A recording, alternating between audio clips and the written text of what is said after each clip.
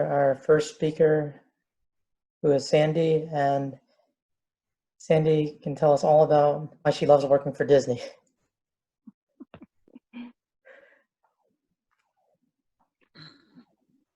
Oh, no love working for Disney. Do we have a grammarian in that counter? I see Sandy as a grammarian now counter. Can do that. Somebody just do this part. I'll do the rest.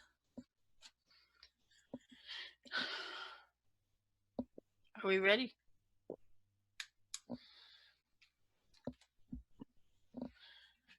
I just completed level 5 of motivational strategies, which is my third path.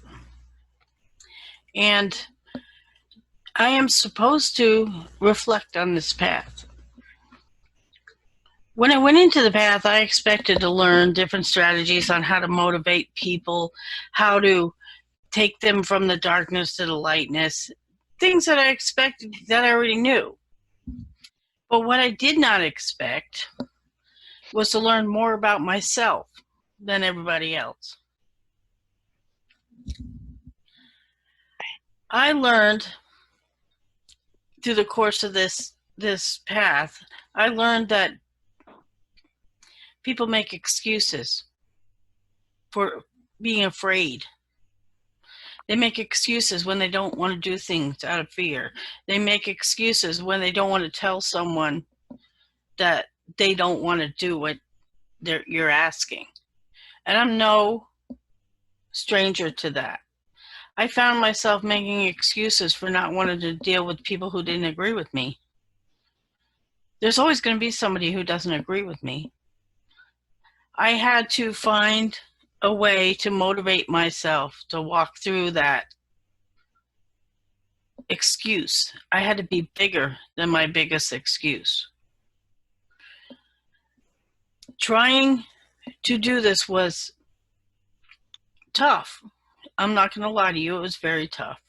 And it made me grow a lot because as an area director, I have 6 people under me.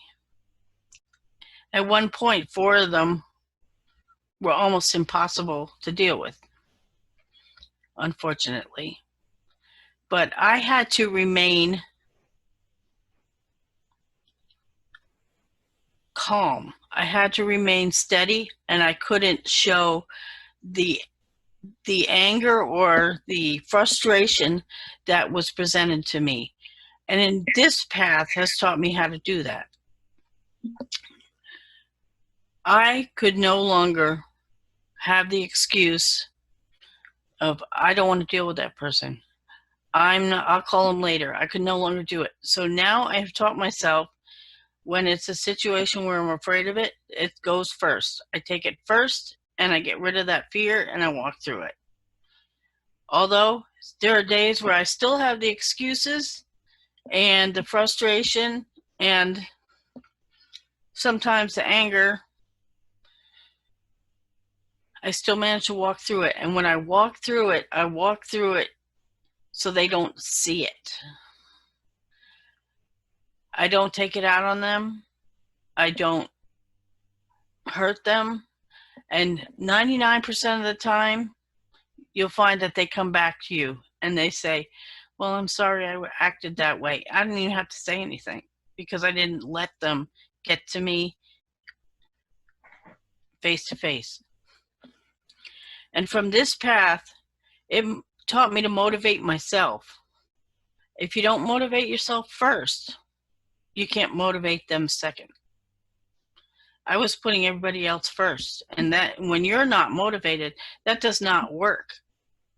You can't motivate someone else if you're not motivated yourself.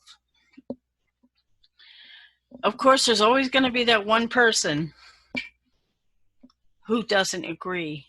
There's always going to be that one person who pushes your buttons.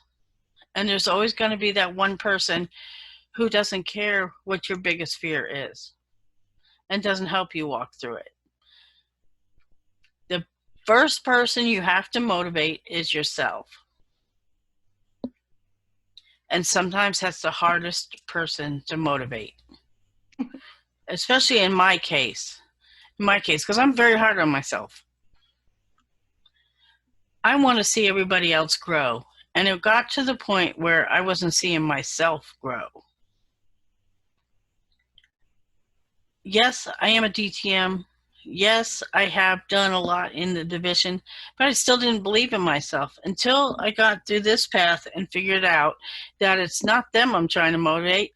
I need to motivate myself in order to motivate them.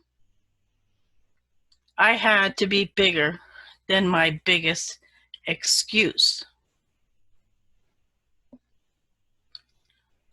When I sit back and reflect on those excuses that I had, they were so ridiculous I had to laugh. Oh, I need to eat lunch first. That was ridiculous. I don't need to eat lunch first. I have all day to eat something. I need to go to the store now. I'll deal with it later. No, I don't need to go to the store now. I'm not dealing with it later. I need to deal with it now. Later? There is no later. There's only right now. And in order to be someone that other people admire enough to motivate them, you have to go right now. And you have to be bigger than your biggest excuse. Mr. Toastmaster?